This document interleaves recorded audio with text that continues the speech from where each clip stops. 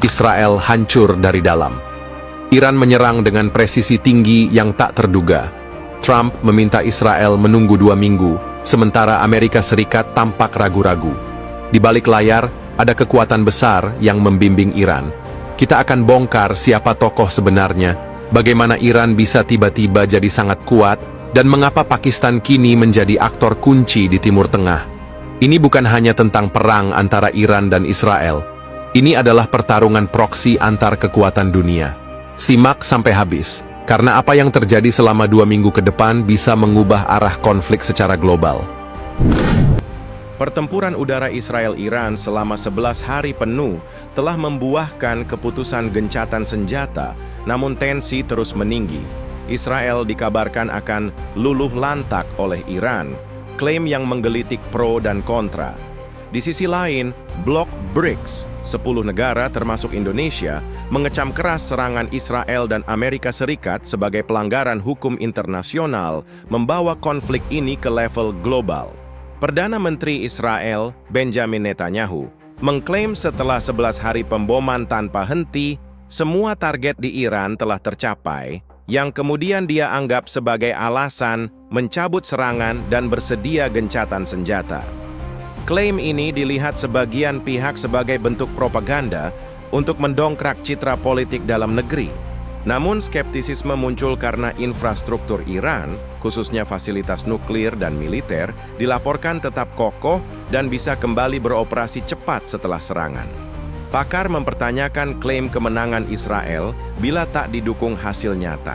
Indonesia dan negara BRICS pun bereaksi, melihat tindakan Israel dan Amerika Serikat sebagai pelanggaran terhadap kedaulatan Iran, apapun motifnya. Mereka merilis pernyataan resmi yang menyerukan penghormatan pada hukum internasional dan penegakan aturan PBB, bukan tindakan sepihak dan militeristik. Sorotan utama adalah Israel dan Amerika Serikat harus mempertimbangkan dimensi moral dan hukum, bukan sekadar kekuatan militer. Jika tindakan kekerasan dianggap sah karena alasan keamanan, ini membuka celah konflik global tanpa batas aturan internasional. Serangan udara Israel berlangsung 11 hari tanpa henti, menyasar fasilitas nuklir strategis dan infrastruktur militer Iran. Drone dan rudal presisi digunakan untuk menghancurkan kompleks cadangan bahan bakar nuklir dan pusat komando.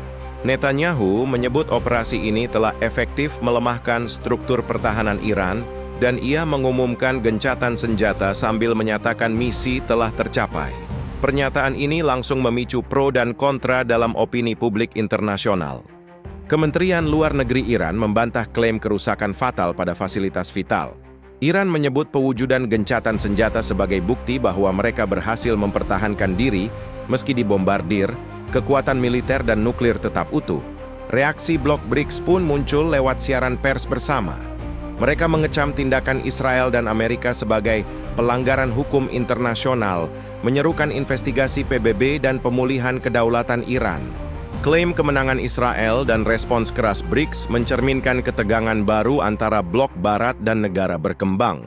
Peta kekuatan global kini berubah, bukan hanya soal militer tapi juga geopolitik hukum. Israel dan Amerika mengandalkan pendekatan militansi untuk tekan Iran. Sementara BRICS menilai aksi ini berpotensi merusak sistem multilateral global, mengancam perdamaian yang dibangun lewat institusi seperti PBB dan hukum internasional. Secara ekonomi, konflik ini mengejutkan pasar energi. Produk minyak dari Timur Tengah mengalami lonjakan harga karena risiko gangguan pasokan. Negara-negara berkembang, termasuk Indonesia, menghadapi tekanan inflasi dan ketidakstabilan ekonomi. Investasi global pun menjadi berhati-hati. Bank Dunia mengingatkan bahwa eskalasi perang terbuka di kawasan Teluk bisa memaksa negara-negara kreditur dan investornya untuk meninjau ulang skema proyek infrastruktur di Asia, Afrika, Latin Amerika. Untuk Indonesia, drama ini mendesak penguatan diplomasi global.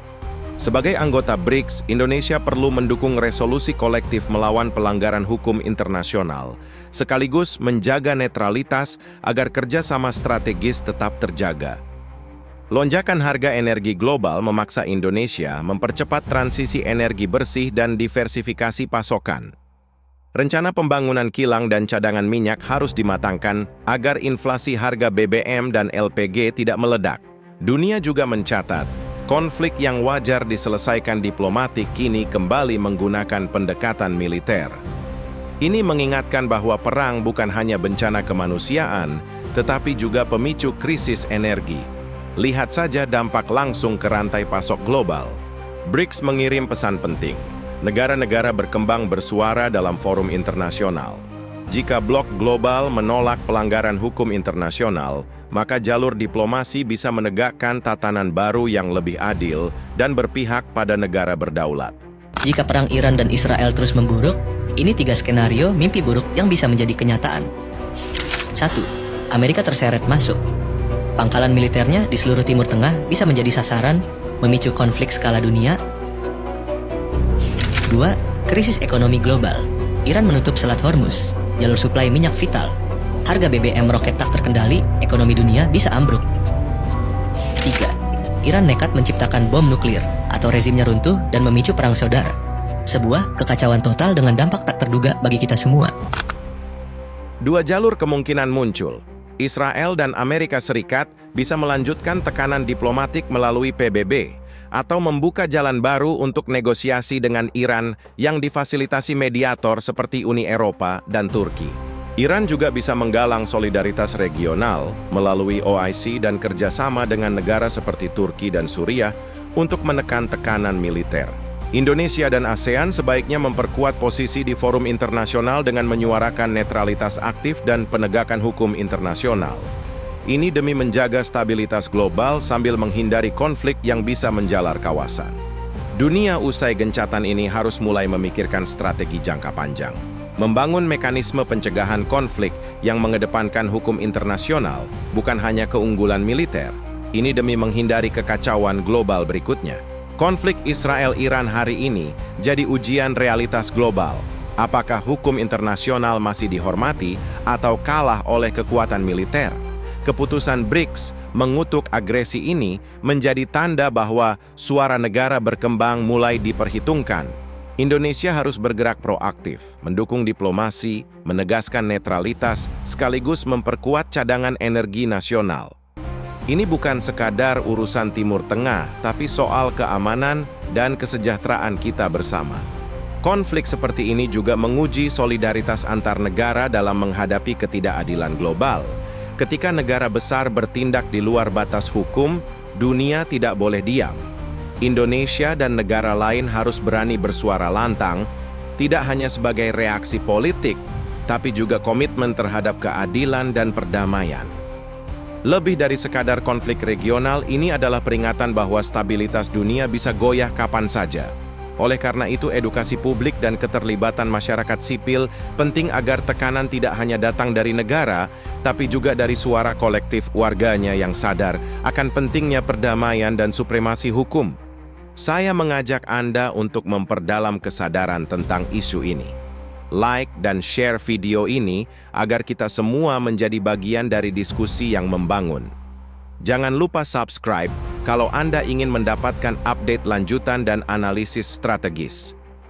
Tulis di kolom komentar, apakah pernyataan klaim Israel valid atau sudah saatnya Iran mendapat keadilan lewat jalur hukum internasional?